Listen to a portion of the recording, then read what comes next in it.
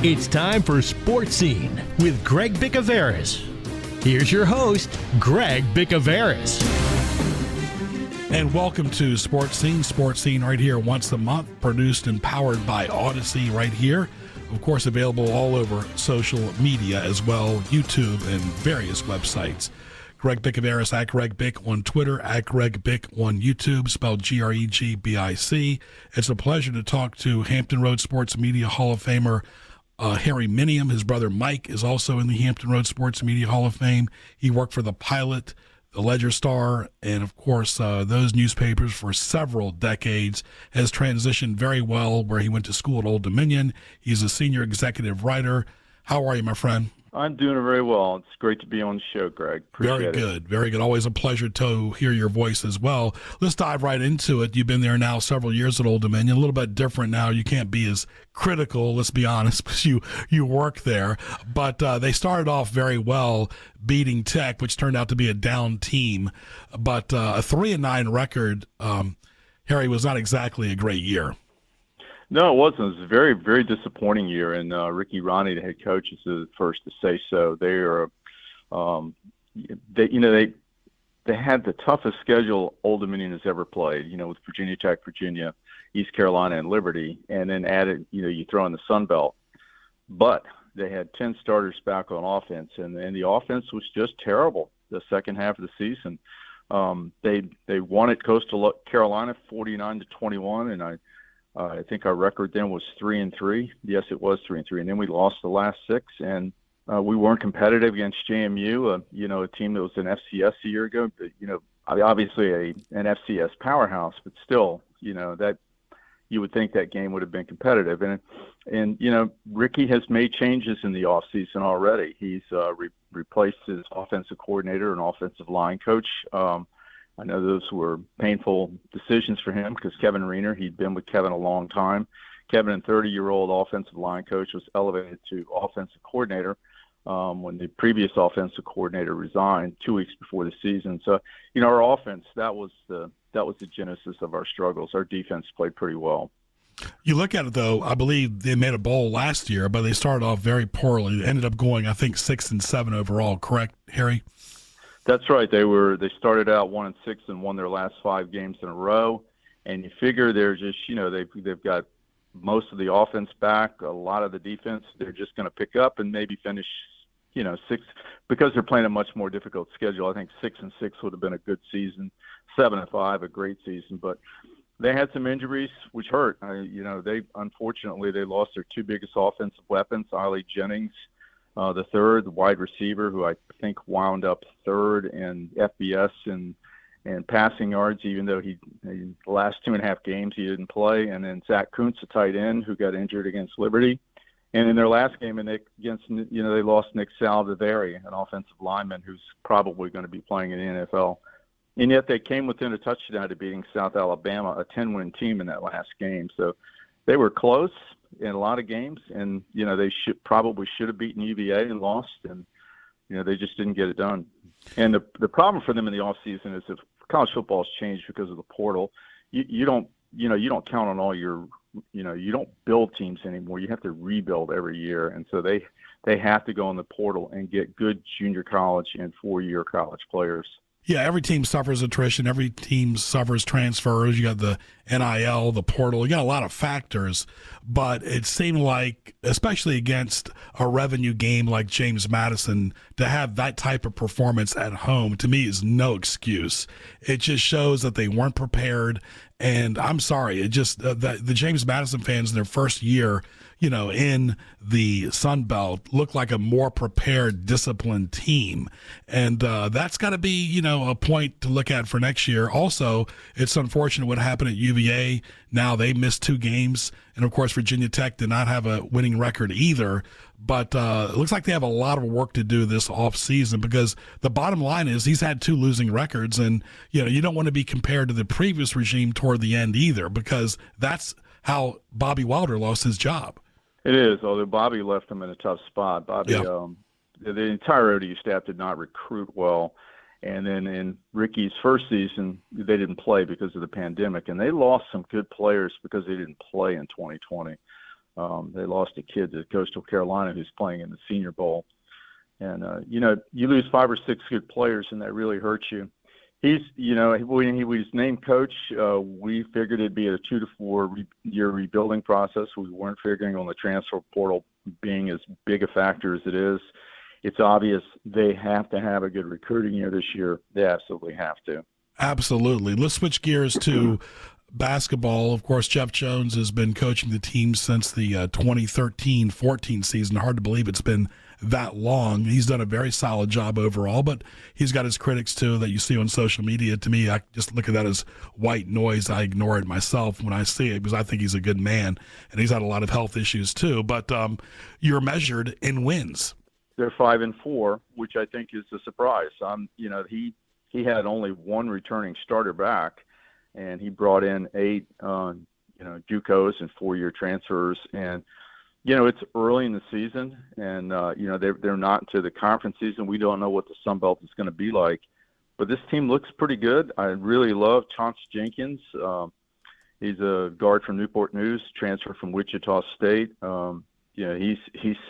He's a tough kid, and he can shoot. He scored 23 points when they beat Norfolk State the other night. And by the way, the atmosphere at Chartway Arena was unlike anything I'd seen in years. It was nearly full, and the Norfolk State fans made a lot of noise. ODU fans made a lot of noise. Ben Stanley, transfer from Xavier, played at Hampton. He's a good player. They've got a lot of good players. And beyond that, I've been to practice, and these kids are good kids. They're coachable. I will be honest and say that wasn't the case with every kid they had last year. He had some problems in the locker room that he's not having this year. We'll see how things go when things get tougher, when they're on the road playing conference games. But the fact is, this team on paper never should have come close to beating Virginia Tech, and they almost beat Virginia Tech. That raised my eyebrows when they, Tech had to hold them off at the end, because we all know that Tech is an outstanding program.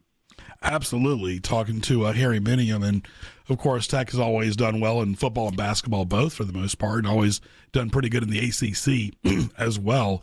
But it's about evolving and about like putting a good lineup in there and a lot of mixing matching. But as we talk about the first quarter, we're going to talk about the Sun Belt, and of course that's going to be a transition as well, Jeff, going from Conference USA to the Sun Belt and all the sports at Old Dominion.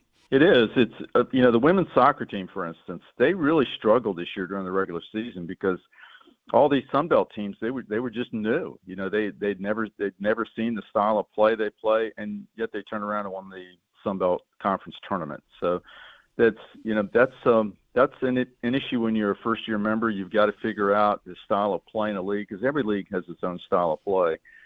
And, I talked to Jeff. I said, what do you know about the Sun Belt teams? And he says, well, I really don't know much, and I'm not going to spend a lot of time looking at tape because all of them lost, half a dozen players to the transfer portal. So we don't know what we're going to be facing. I guess we'll find out. I believe it's December 29th when we open up against Arkansas State in our first Sun Belt game. It'll be interesting to see. How about the women's team? Women's team is they were not very good when the season began, but again, she brought in 7 transfers, and after kind of a halting start, they've won 4 in a row. They look pretty good. Now they beat Lincoln yesterday, and Lincoln is a CIAA team. They won the CIAA last year. That's not a great victory, but they've won some good games, and they've got some big tests coming up. They beat Temple about a week ago. They've got VCU Thursday night, and then Norfolk State, which is 9-1 and is really good, Sunday at 2. There'll be another Norfolk State game with I think for the women's game, a big crowd and a lot of emotion. She only has one starter back, and it's Amari Young, and she's got a lot of talented new players who, they're just starting to figure each other out. Yeah, we interviewed Amari on Sports Highlights on our TV show. What a classy young lady she is, and same with the coach too. We joked about her roots in Georgia and being recruited by Andy Landers. What a character he is in college basketball. But what a great atmosphere the Constant Center is for whether it's a concert or a basketball game. Oh, it's a great facility. One of the problems with the Constant Center is because this is built for concerts, it's built to absorb noise. So you got to make more noise than usual for it to be noisy. But I tell you what, Saturday night against Norfolk State, it was noisy the entire game. And they had the elementary school, Norfolk Public Schools elementary school game yesterday at Old Dominion when the Monarchs beat Lincoln. It was 11 a.m. The kids started screaming in at 10:30, and they screamed until the last kids left at 2 o'clock. Yeah, So. they've got the energy to do it, that's for sure. But very good. All the best, Mr. Minium. Always a pleasure talking to you, and all the best whether you were writing for the Pilot or for Old Dominion. People look forward to your content and your positive attitude. I appreciate that, Greg. Thank you. Go ahead and plug any social media you want to as well on Twitter. You're very active on LinkedIn and Facebook too. Yeah, I'm at Twitter at Harry_Minium ODU, and Facebook, just Google Minium and I'll pop up. Do the same on LinkedIn and I'll pop up.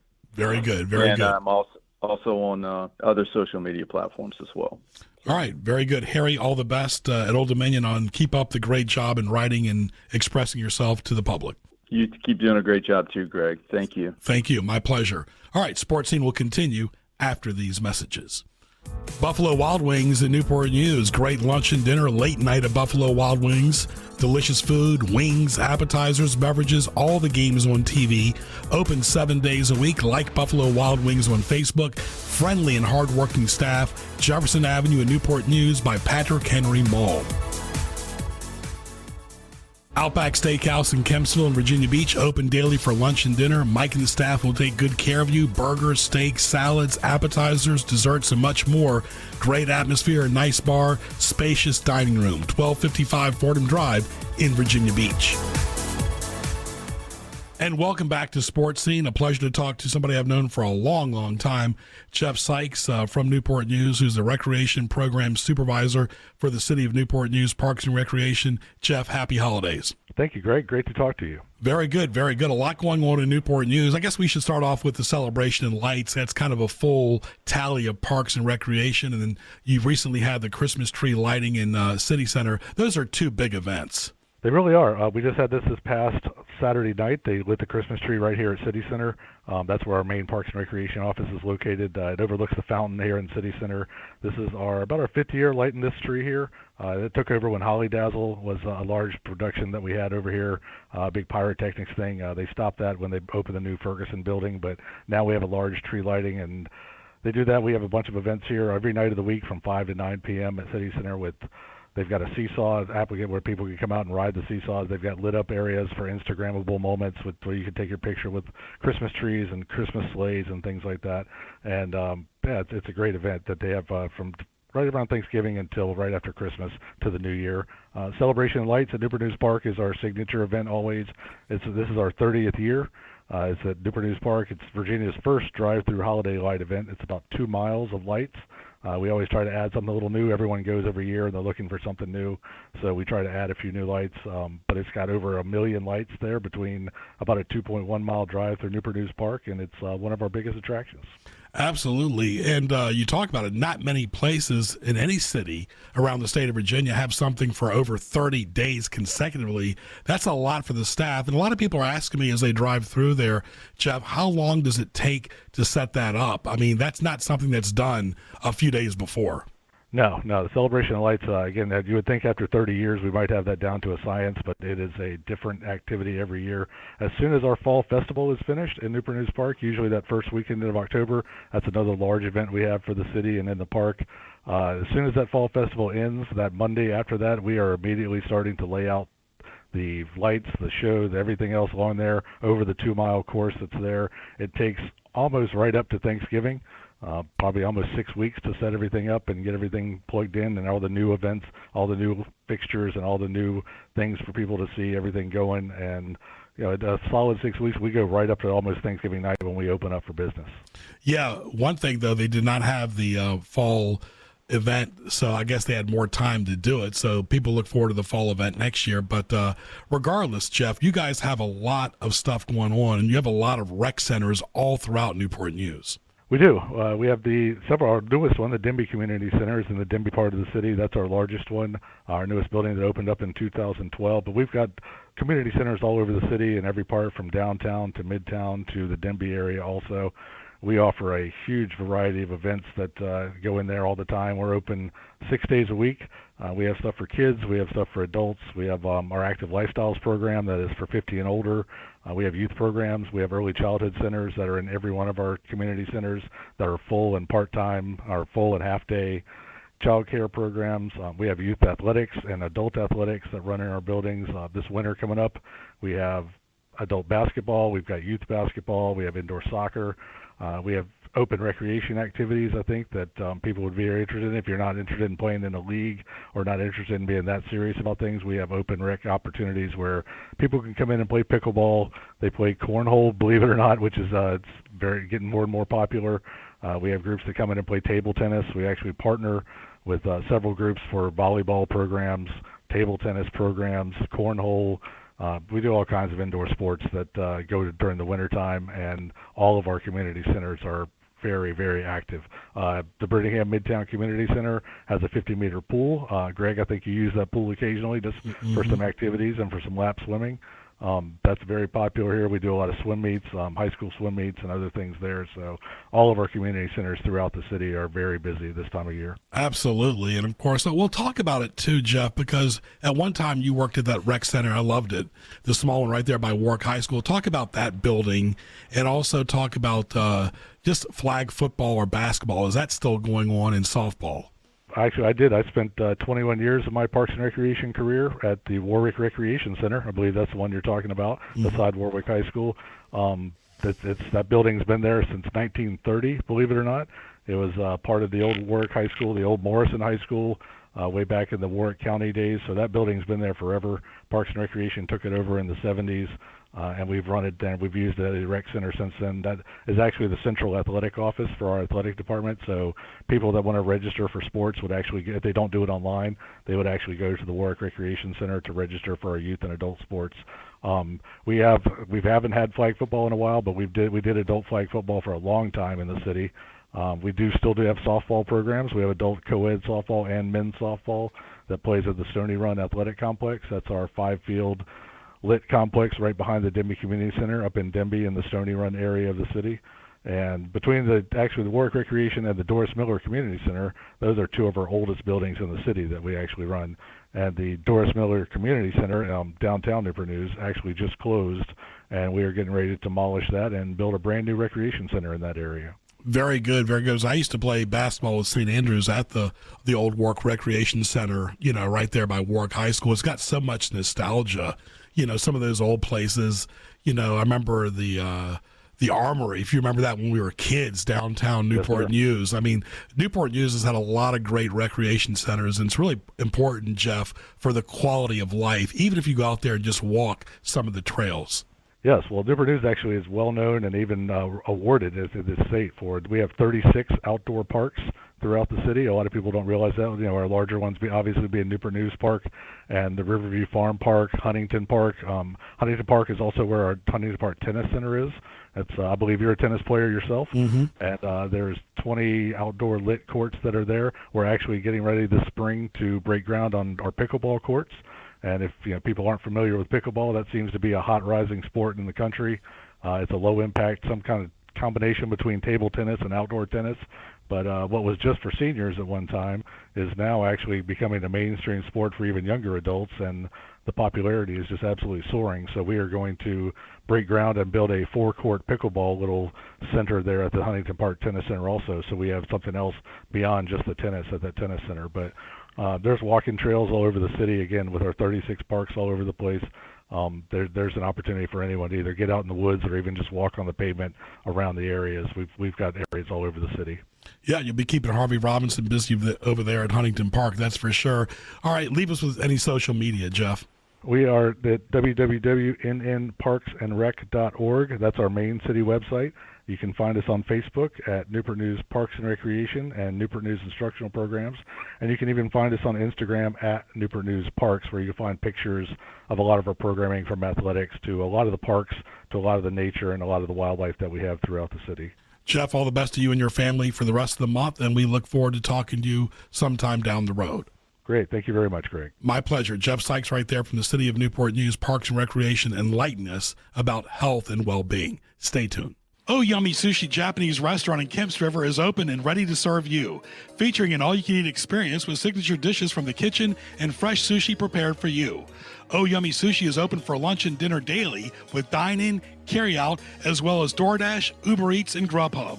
Located at 1255 Fordham Drive at the Kemps River Crossing. Call 937-2011 for Oh Yummy Sushi, the best sushi in Hampton Roads.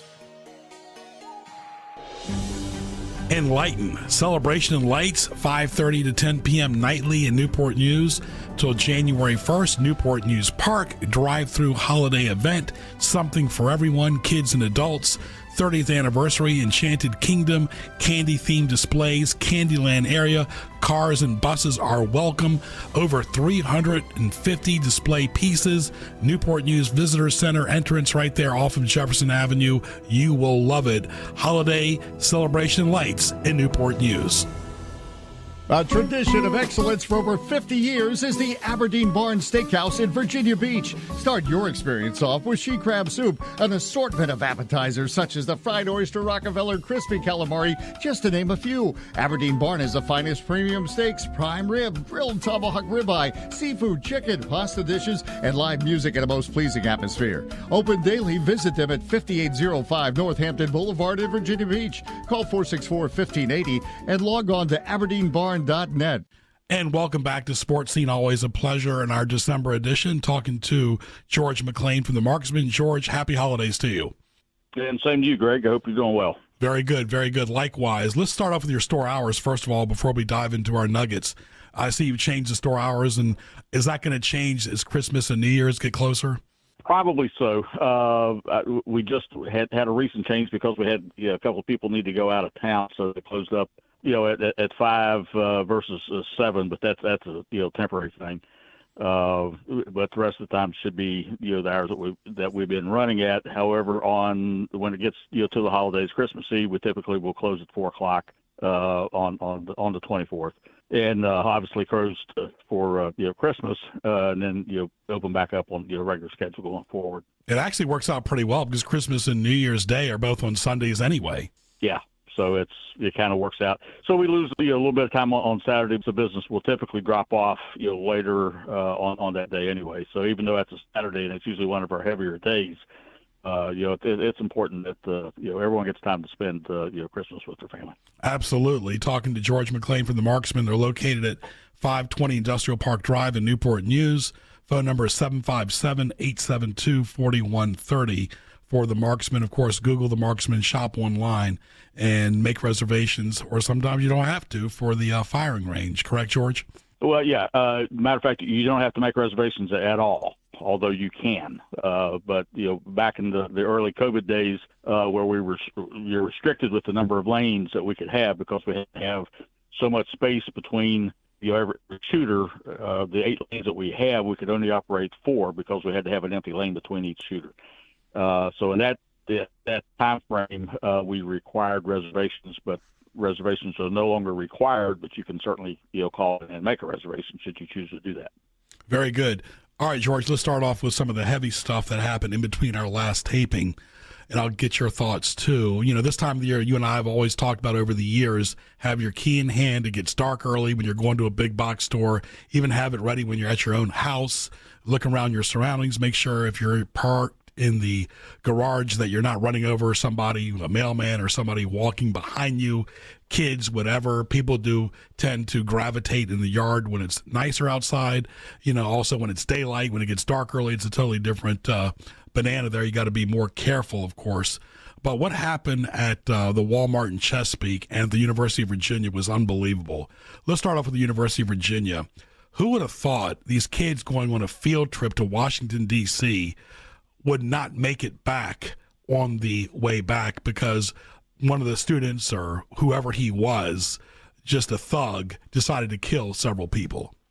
Yeah, that kind of blows everyone away, and I don't know how you prepare yourself to defend against something like that, especially when you're in an environment where you're not allowed to defend yourself however you choose to do that. And so I don't know, we can have all the all the laws, regulations, all of the training in the world, but there's just absolutely no way that you can stop 100% of the bad acts, and we see that in different genres, if you will, almost on a daily basis. When we get into the industry that we're talking about of personal self-defense, there's no way that you can be 100% protected of those situations as well, simply because we have to abide by laws that's out there. These are younger kids, probably have not had any self-defense training at all. So it gets into just a bad situation that there's not really a good fix. If people had known this individual, they normally will exhibit some kind of a bad trait before this actually happens. And I don't want to ring a scare bell and make everyone feel like they have to go out and turn everyone in just because they cough the wrong way. But it does require that we be cognizant of those around us and how they're acting.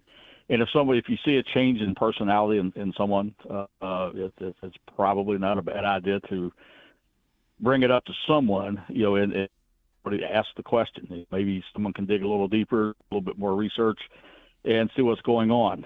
I've said for years that typically when a bad act like this happens, that the first people who knew something was going on are those closest to him, and it's typically family. And it's the family members when you see a change in somebody that and that to that extreme, you probably need to take some action of some type.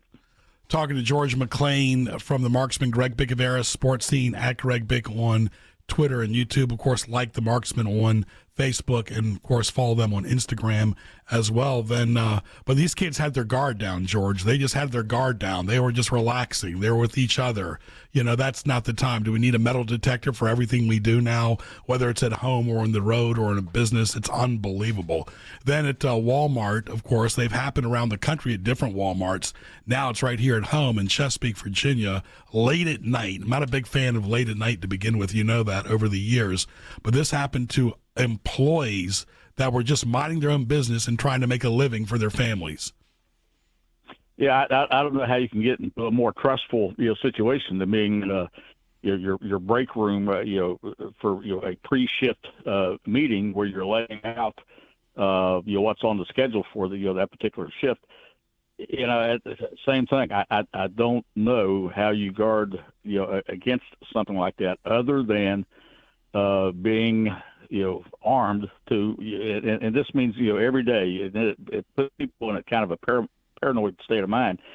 Every day you have to assume that something bad like that's going to happen, and where you distrust everybody.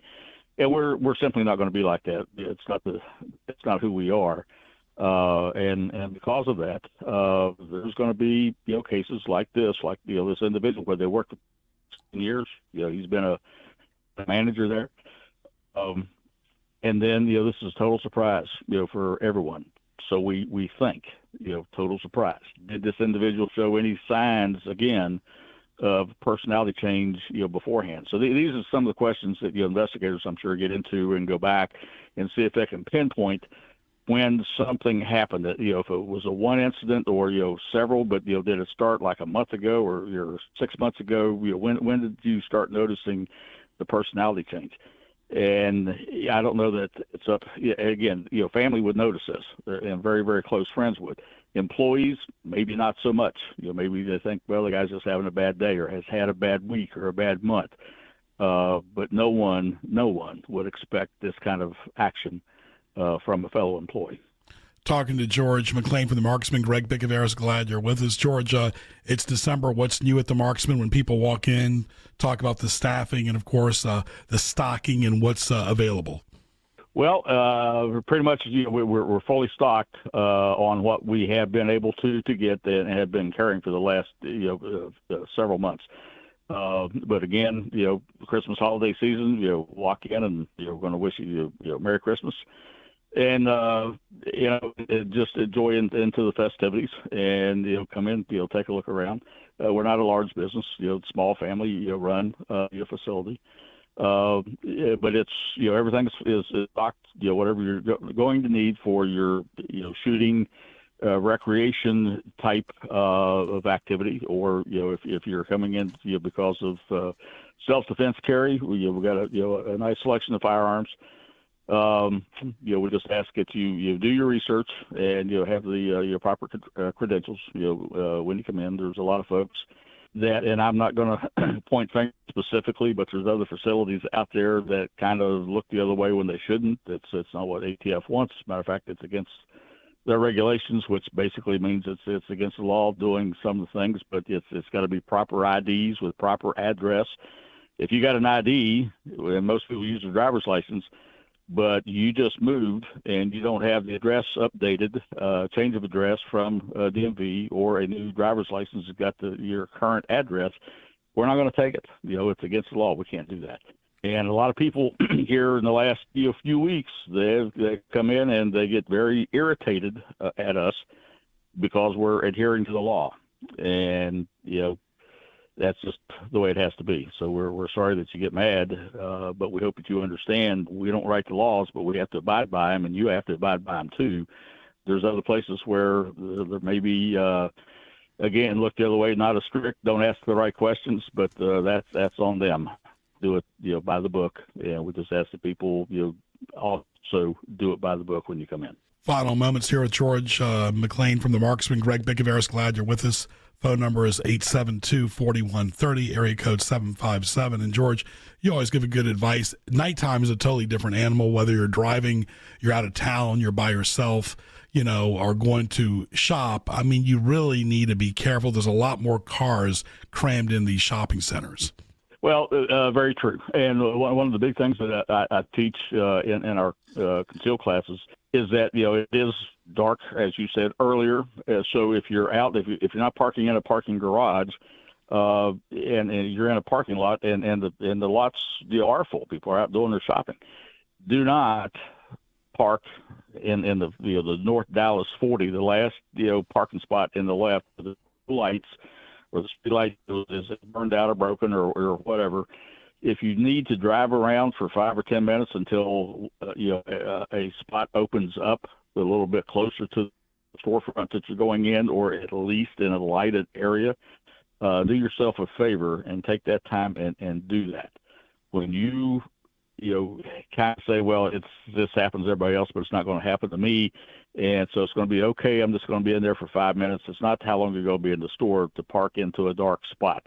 If you got bad people out there, those are the places that they're staked out and waiting for you to either get you as you leave the vehicle, or wait until you're bringing your packages and everything back in to put load in your trunk, and then that's get jumped. So you have to be proactive on this. Think ahead, plan safely, stay in the lighted area as close to the storefront as you can get. I understand getting real close to the storefront is very, very difficult, if not impossible sometimes. But if you take your time and drive around and look, you will be able to find a lighted area to park under. And that's step number one. Get visible. Don't go parking in the dark thinking nothing's going to happen. George, all the best to you, my friend. Happy holidays. Look forward to talking to you in January, and be safe. And thank you always for your great tips and advice from the Marksman and Newport News.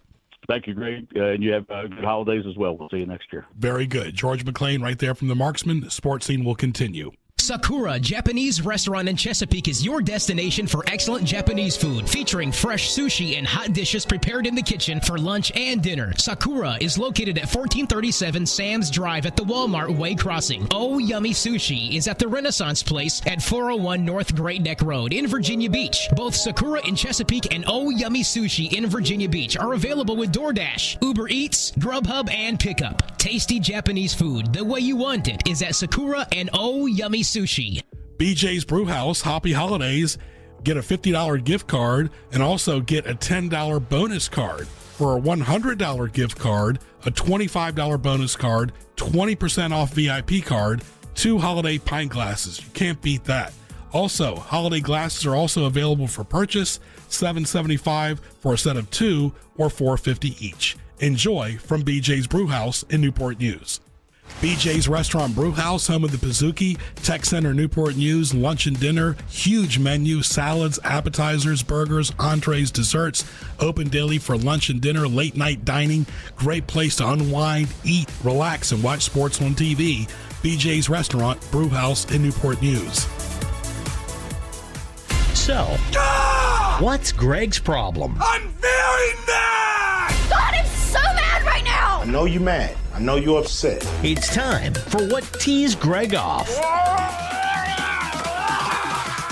All right, what teased me off? Leaves in the yard. You know, I don't have any trees. I cut them all down, and neighbors tend to blow in my yard, and especially on the curbs, and all I'm doing is getting a snow shovel and picking up these leaves.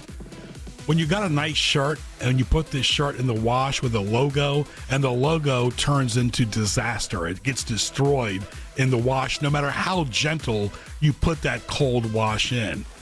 Also, what teased me off, fly-by-night people, Ken. Ghosting. People who you see one day, never talk to again. Ken, what teased you off? Now, I was kind of worried when you asked me about this, but luckily I'm an angry guy, so it didn't really take too much thought. People who miss their turn, and then instead of turning around and fixing it, they put on their signal and they block the whole lane. Robocalls. Usually I ignore calls that I don't recognize, but when you're expecting a call, so you pick it up, and it's always a robocall.